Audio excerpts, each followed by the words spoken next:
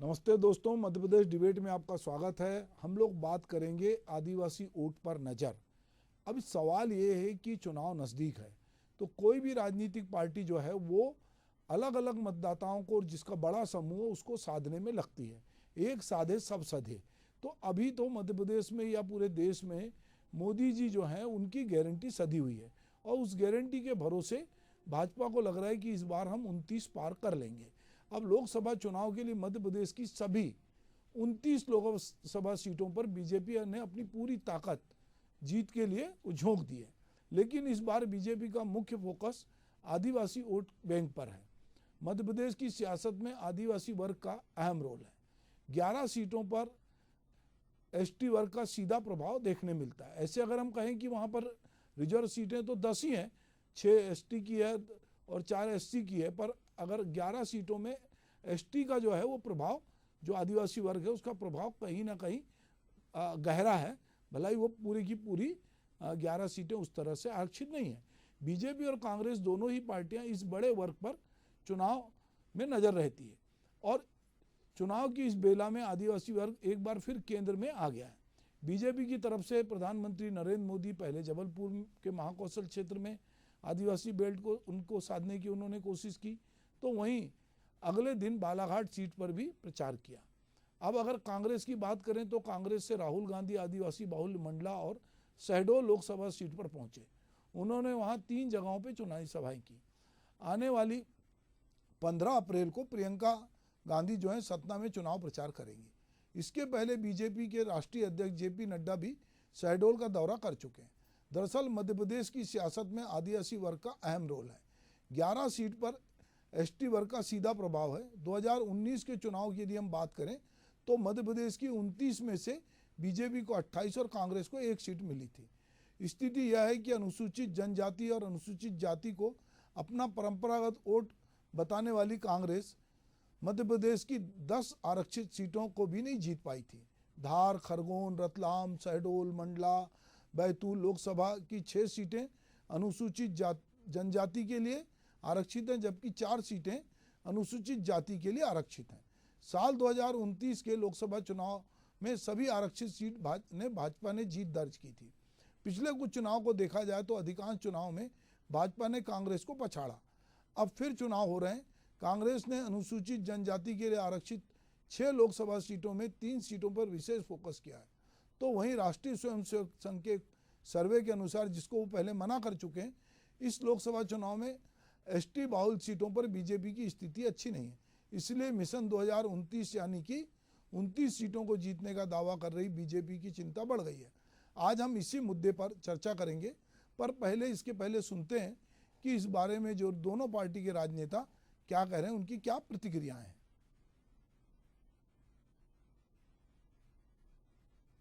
आदिवासियों का इस्तेमाल सिर्फ और सिर्फ वोट बैंक के रूप में करना चाह रही है, और कांग्रेस का इंदिरा गांधी जी के वक्त से ट्राइबल से रिश्ता पारिवारिक रहा है, और यही कारण रहा कि ट्राइबल वोट आज तक मैक्सिमम कांग्रेस पार्टी की मदद करता रहा।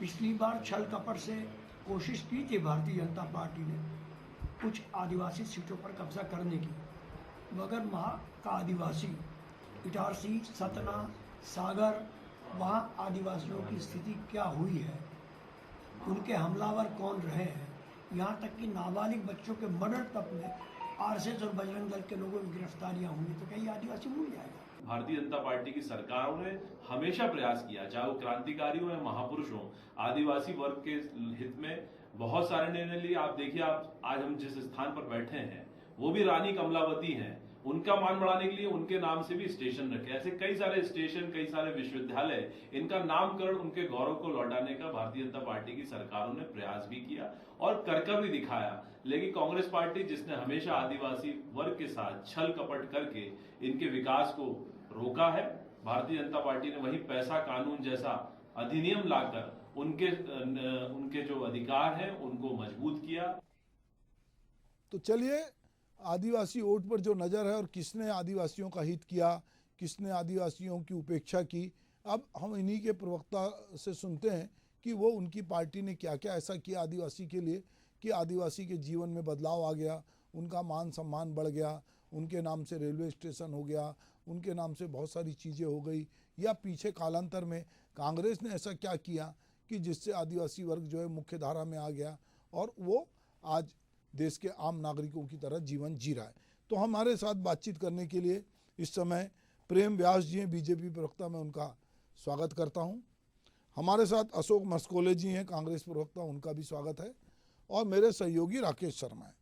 तो सबसे पहले मैं बात करूंगा प्रेम व्यास जी से कि व्यास जी, अभी चूंकि आप जो पिछला चुनाव हुआ था उसमें 10 की 10 आरक्षित सीटें आपके पास थी और 10 सीटों पे आपने जीत दर्ज की, जबकि ऐसा माना जाता था कि जो आदिवासी वर्ग है वो पहले कांग्रेस के साथ हुआ करता था, पर इस चुनाव में कहीं ना कहीं वो वर्ग आपकी तरफ शिफ्ट हुआ है।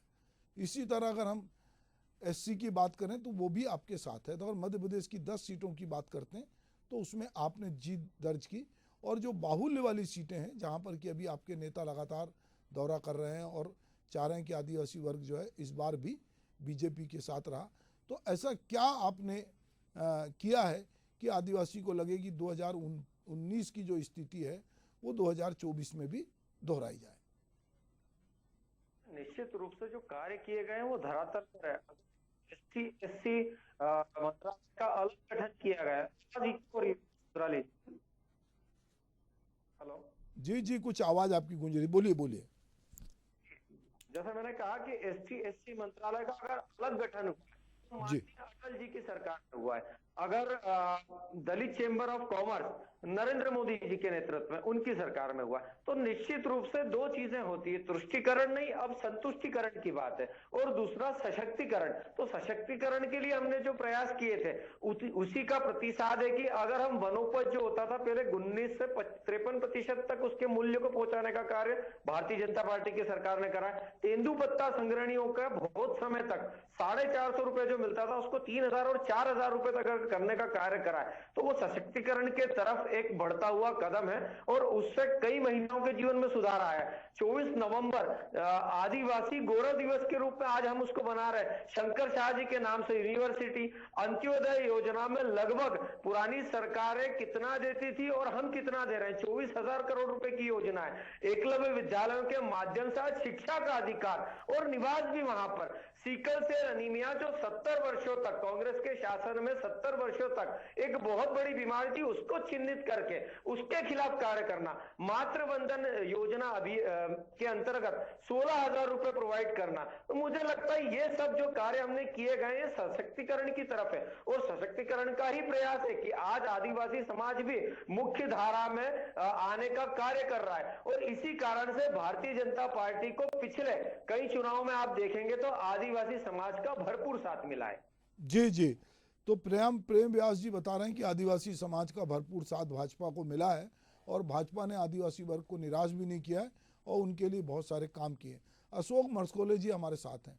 अशोक जी, पहले आदिवासी परंपरागत रूप से कांग्रेस के साथ हुआ करता था और उसकी निष्ठा कांग्रेस के साथ दिखती थी, पर अभी ये वर्ग जो है धीरे धीरे आपसे छिटका है, और उसका उदाहरण ये है कि जो चुनाव हुए थे पिछले, उसमें आपने सारी रिजर्व सीट मध्य प्रदेश की आप गंवा चुके हैं। तो अब ये बताइए कि आप आदिवासियों को अपने पक्ष में करने के लिए वो कौन सी दलील दे रहे हैं या वो कौन सी बात कर रहे हैं जो बीजेपी से इतर है, और आप कहते हैं कि आप आदिवासी वर्ग का सबसे बड़े हित चिंतक कांग्रेस है? सुभाष जी, भारतीय जनता पार्टी ने सिर्फ आदिवासियों को लुभावने वादे करके चला है। सच्चाई ये है कि जितनी भी योजनाओं की आप बात कर रहे हैं, चाहे महापुरुषों को सम्मान देने की बात कर रहे हैं, चाहे योजनाओं की बात कह रहे हैं, धरातल में आप जब देखेंगे कि चुनाव का समय आता है तो आप ये गौरव दिवस की बात करने लगते हैं। उसके पहले 18 साल तक किसी प्रकार से बात नहीं करते हैं। आप बोल रहे हैं एकलव्य शिक्षा या ये जिस प्रकार से योजनाओं की बात कर रहे हैं, चाहे वनोपज की बात कर रहे हैं, इनमें ताले लगे हुए हैं। एक बात चाहूंगा कि अब जब आदिवासी वर्ग के विभाग की आप समीक्षा करेंगे तो उसका आधा बजट को भी खर्च नहीं कर पाते हैं। और उस जो बजे हुए बजट का ये इवेंट में पैसा खर्च करते हैं, दूसरे विभागों के लिए खर्च करते हैं, कभी एनालिसिस नहीं करते हैं उसकी स्थिति वास्तविक क्या है। ये महापुरुषों के नाम पे कोई रख देना, राष्ट्रपति जी को बना देना, लेकिन अभी पिछले दिनों में आपने देखा राष्ट्रपति जी का कैसा ये अपमान किए कि आप मोदी जी और आडवाणी जी बैठे हैं और राष्ट्रपति जी एक पद की गरिमा होती है वो खड़ी है। ये मान सम्मान की बातें बहुत बड़े लेवल पे हैं और ये सिर्फ बोलते हैं आदिवासी हितैषी की बात है, लेकिन हम अत्याचार की बात करें, एनसीआरबी की रिपोर्ट की बात करें, मुंह में पेशाब करने की बात कर रहे बीजेपी के नेताओं के द्वारा, उनके साथ बलात्कार और हत्याओं का जो आंकड़ा देखेंगे, बेरोजगारी का आंकड़ा देखेंगे और शोषण का बात करेंगे तो सबसे ज्यादा आदिवासियों के साथ में हुआ। तो ये भारतीय जनता पार्टी की सरकार आदिवासियों की रक्षक से ज्यादा भक्षक के रूप में काम कर रही है।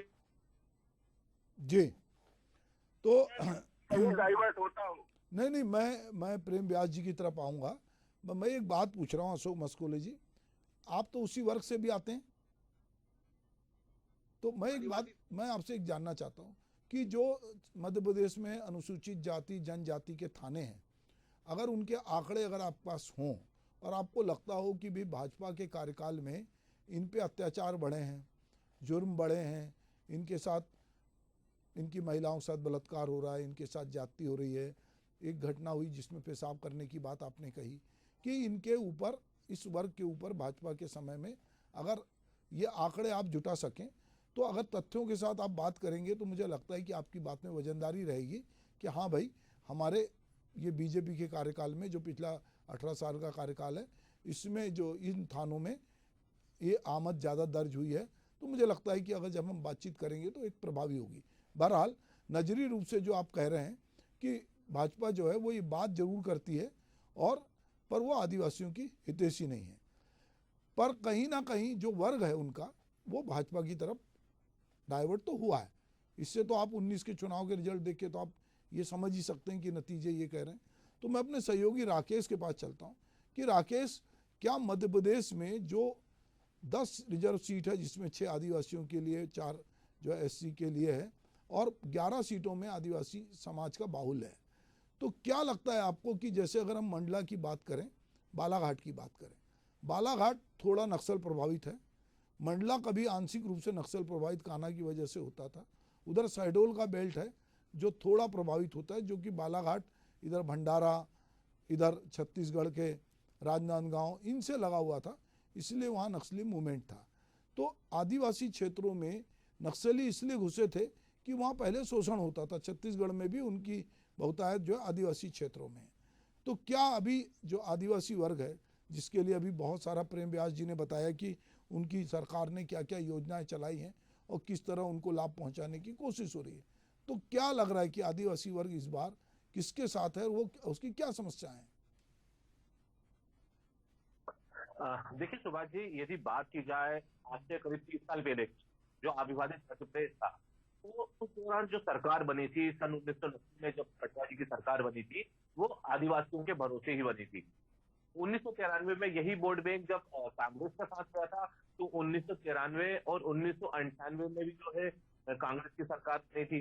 2003 में जब चुनाव हुए थे, उस दौरान जो है यही वोट बैंक जो है आया, वो 30 से अभी तक की बात की तो ये वोट बैंक बीजेपी।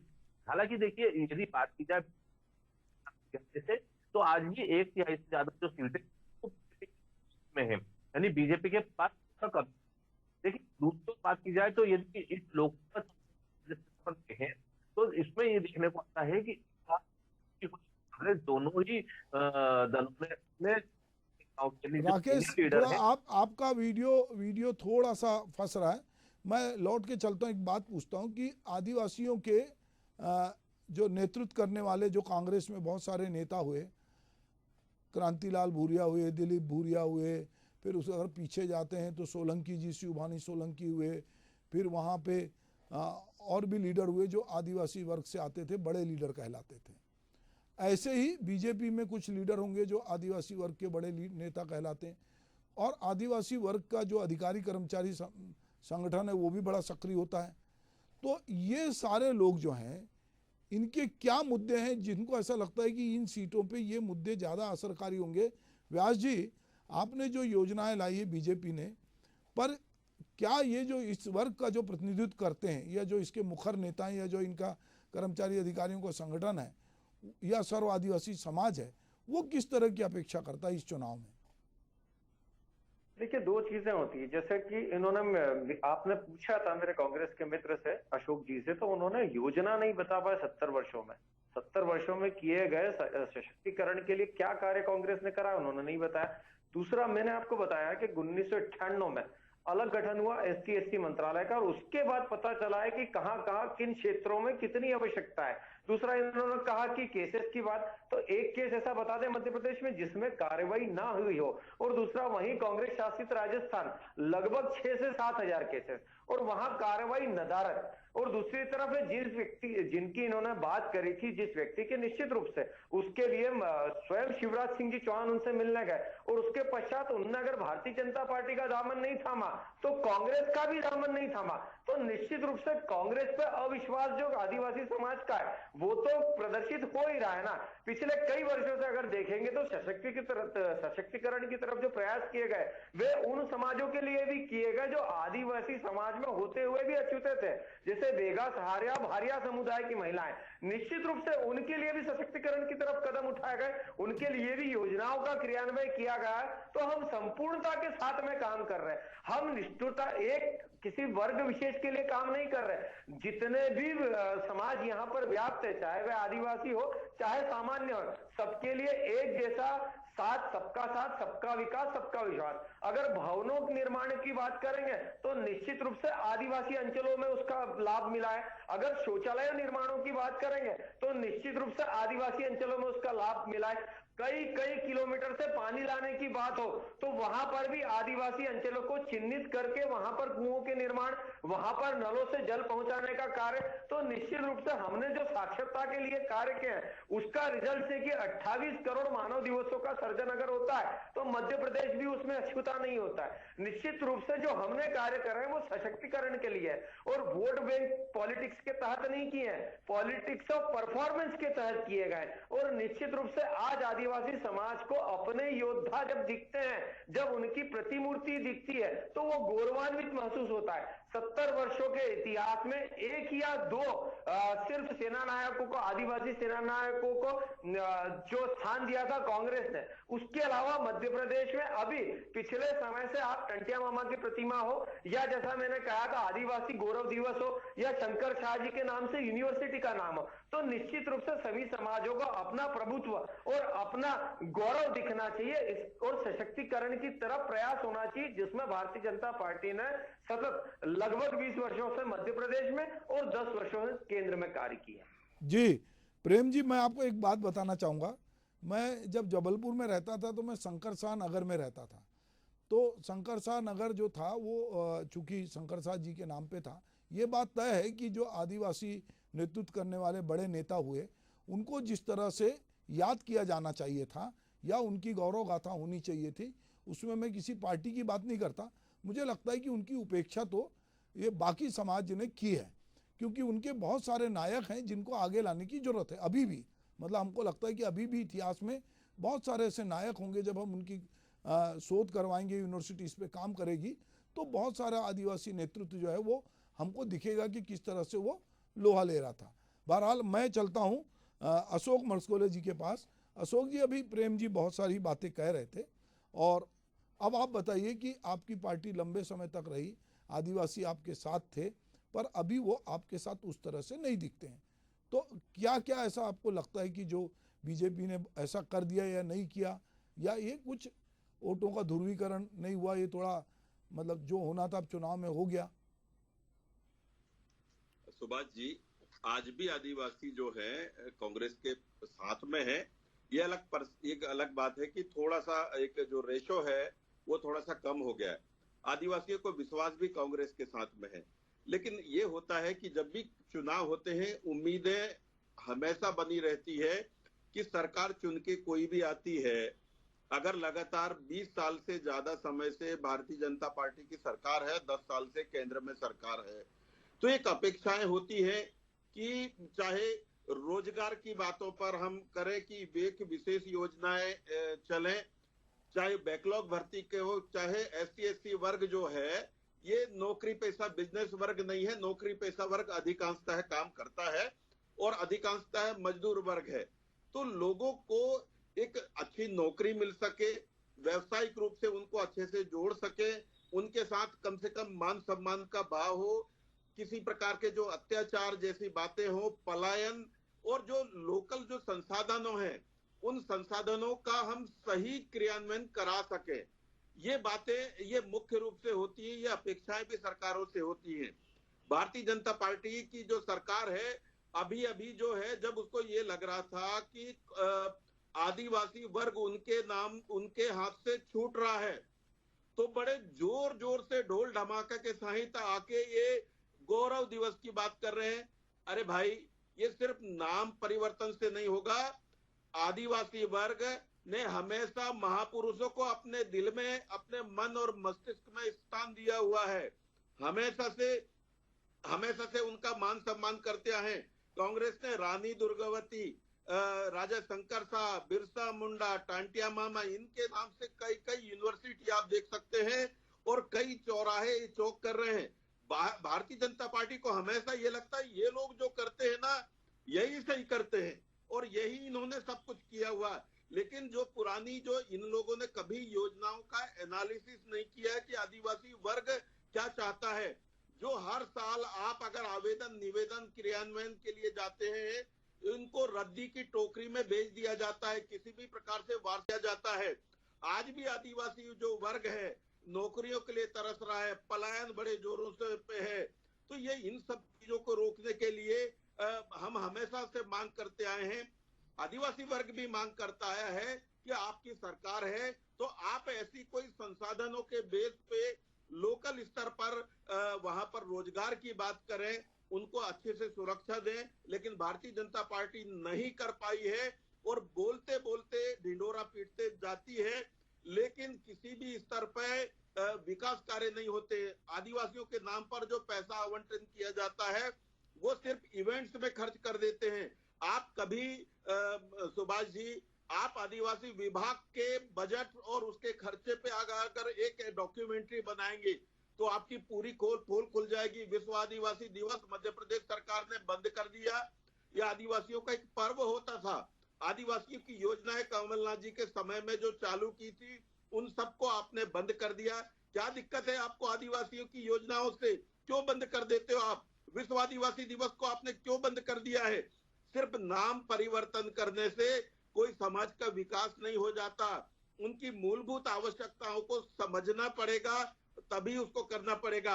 अभी वर्तमान में अब डरी हुई है, प्रदेश में जैसे तैसे तो आ गई है, लेकिन अभी डरी हुई है कि अभी भी आदिवासी, आधा आदिवासी जो वर्ग है वो कांग्रेस के पक्ष में है। 22 सीटें आज भी है और जिन 6 सीटों की बात कर रहे हैं लगभग सभी सीटों पे, इस पे क्या 10 सीटों पे आदिवासियों के सहयोग से 10-11 सीटें हम आराम से जीतेंगे।